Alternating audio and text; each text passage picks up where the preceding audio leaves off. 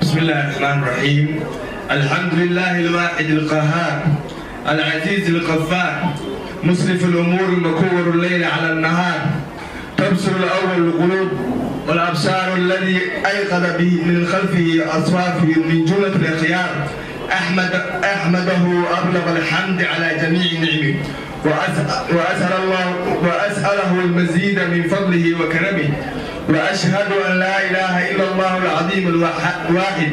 الصمد العزيز عزيز الحكيم وأشهد أن محمدا عبده ورسوله وحبيبه وخليله أفضل المخلوقين وأكرم السابقين أجمع اللاحقين. habeen wanaagsan dhammaan dadweynaha ka soo qaybgalay madashaan quruxda badan oo ah sootinta walaalkeen Dr. Mustafa Suleyman Baashe sidoo kale madashaan quruxda badan intaana u gudagelin soo dhaweynta walaalkeen waxaan rajaynayaa ama idinka codsanayaa inaad hal mar u istaagtaan aad ila soo dhaweysaan walaalkeen maadaama caawa waqti qurux badan inaad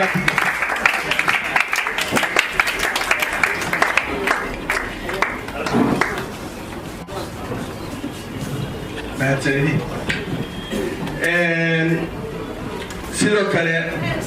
madashaan quruxda waxaan baliyaynayaa walaalkay guusha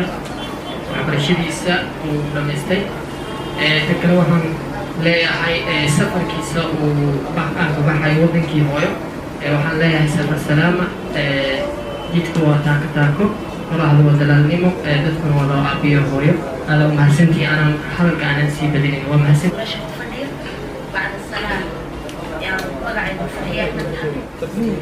عاود قصة مضى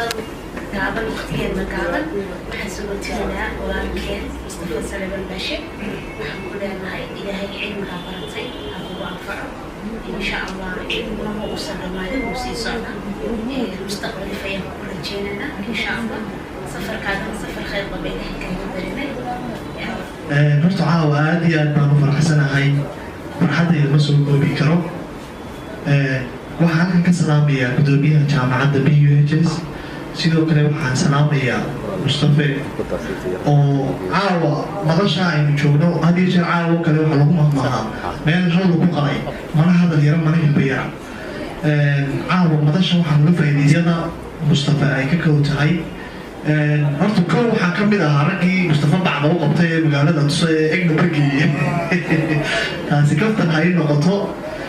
waa marka labaad shay kasta oo adduunka bilaabnaa waxa uu leeyahay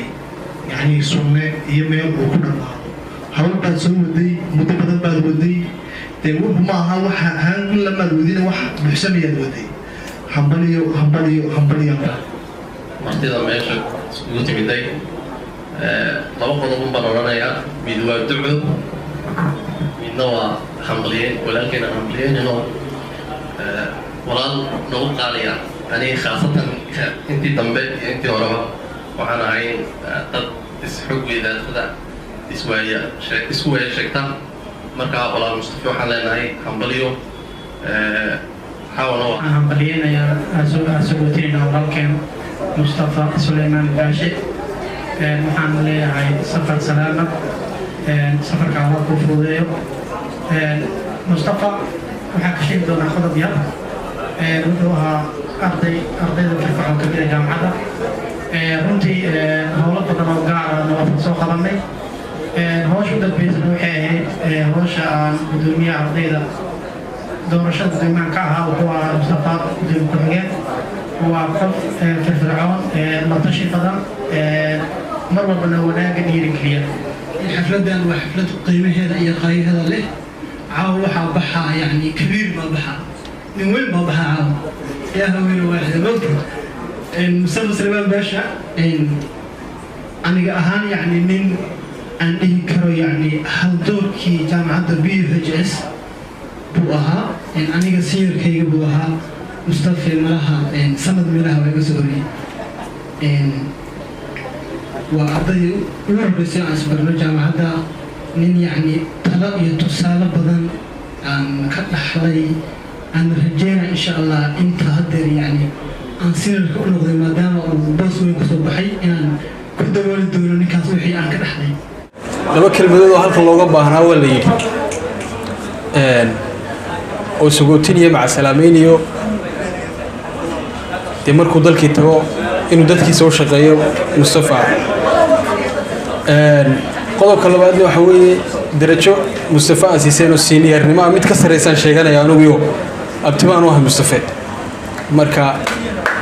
taabtinimadana waxa la leeyahay insha Allah nibida farax gaas loo jiray abwaan haba wuxuu yiri qofna hadduu wax taro uumiyuhu waa tixgeliya Allahu naxariista raxudu buu marka waxaanu leenahay dadka way ku tixgelinayaan haddaad u shaqayso subxaanahu wa tacaala waa mahadle iskuulkan inuu qadaray inaynu nimaadno madashan sharafta badan leh Allah ayaa ku mahadsan waxaan u mahad celinayaa dhammaan walaalaha sharafta leh ka soo qayb galay munaasabadan qaaliga meelo fog oo kala duwan kaga yimi ugu horreyn waxaan salaamayaa gudoomiyaha jaamacadda BUHS Faisal dhammaan marti sharafka ka soo qayb gashay kulankan sharafta badan السلام عليكم ورحمة الله وبركاته هل كان لبس سنة يلا بلاد قياس هانا إلى اللي هي لباتن كبلاد مو يبغون لما ولا لا هل كان شوقة أنت عاو هل كان شوقة صدق أما اللي بقى في كلية أيان كأغاني مركز هراني الحمد لله عاو لما تود وأنا قانا وحكر لي أنت هاي أنت سومالي الدكتور وحيدها راس عصير إلا راس كامبوني صاحب بانكولا هاي صاحب كالكا يجوا أنا وحوي سفير هالكا جوا أنا قف كستا وأنا هالكا نسكب براني هرجعني جهاد بهالكا أنا جوا أنا سفيرون نقول دردارن كي عاو هالكا لقي دوان قاتي أنا هالكلمة مع ربعون إن أنا كنت درسوا إذا كان يدخل عليو أنا يحسوس إنه قطر كلمة داس وحنا نقول إسا وقت بعد يصورتين الله هيدي شرفه قيمها وقت بقولي هاي إن إلى النور يا أهمية ديسه waxa ugu badan ilmaha dhashay ilaa marka laga dhimanayo ilaa aakhire la isweydiinaya waa waqtiga in dhamaanteen ilaalino qiimaha waqtiga ayaa muhiim ah waqtigii salafka dadkii salaf saalix ah waxa la yiri saddex nin oo culimo ah ama wada ka badnaayeen ayaa waxay u boqoreen inay cilmi soo qaataan in sheekha cilmi ka soo qaadaan kitaabka quraanka iyo xadiista iyo dhammaan culumta islaamka ay soo bartaan marka sheekh bay u boqoreen sida inagu halkan in waxbarashada ugu nimid dadka culimada ahi marka rabeyna culimada sheekh ka soo qaataan cilmigooda sii kordhistaan sheekh bay lahaayeen sheekha cilmiga marka ka soo qaataan ay guriga yimaadaan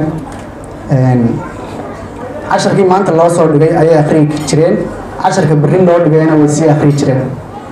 marka waqtigooda si uga faa'iidaystaan marka waxaa dhacay markay muddo saa ahaayeen inay u xiiseen inay kalluun cunaan ama malay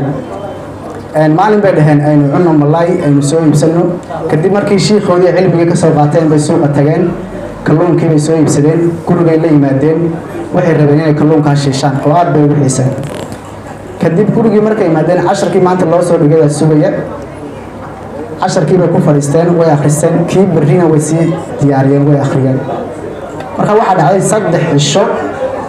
in kalluunkii meeshii yaalay oo ay waqti u waayeen ay ku cunaan iyagoo diidaya in waqti uu kaga lumo cunida kalluunka ay waliba u xiiseen 3 cisho kadib kalluunkii markii meeshii ay ka baqeen inuu qulmo oo uu xumaado ay kalluunkii ceelina cuneen waa qiso caana oo jirta waxay u waayeen awood ay ku karsadaan ay ku cunaan si waqtigooda uga faa'iidaystaan marka kulay dadka gaari mayno laakiin aynu isku dayno waqtigeena inaan ka faa'iidaysano ugu dambeyn waxaan rabaa inaan u mahad celiyo dhammaan walaalihii soo abaabulay eventiskan quruxda badan walaalaha ka soo qayb galay isoo sharfay kulay dadku waa laba qaybood oo kala baxayaan qayb aan muddo kooban is arkayno bilo sanado hal sano isku arkayno ama ugu yaraan 5 sano iyo qayb waqtiguna kala fogeyn doono oo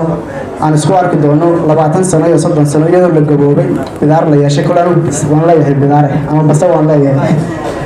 iyadoo la gaboobay la kulmi doono marka walaalayaal dhamaantiin way idinka mahad celinaysaa saadii soo sharafteen waqtiyo badan iyo meelo badan insha Allah waa ku kulmi doonaa waxaan rajaynayaa in nolol waarta oo guuleysta aynu ku kulanno halkana hayaan baa lagu yahay qof kasta waqtigiisa inuu ka faa'iideysto wacan assalaamu calaykum waraxmatullaahi wabarakaatuh Never forget Mahab Dakid lyrics. Chara o kudaqaqa isla dhafa gacmaho dhadhansho u horeeya isu dhiiba faraati laga dhehdo jacaylka ku xarooda dhawaaqa dhegdhegtiisa durbaanka sacab guulu dhacaya sacab guulu dhacaya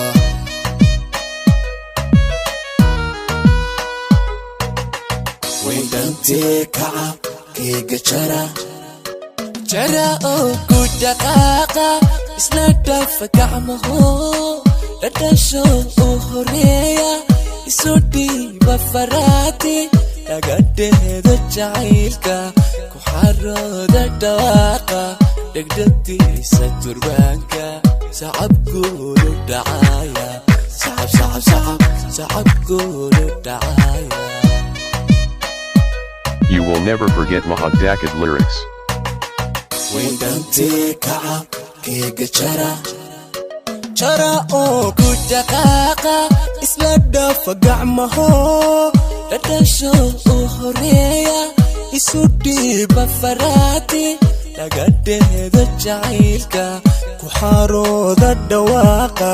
dhegdhegtiisa durbaanka sacab guulu dhacaya sacab guulu dhacaya.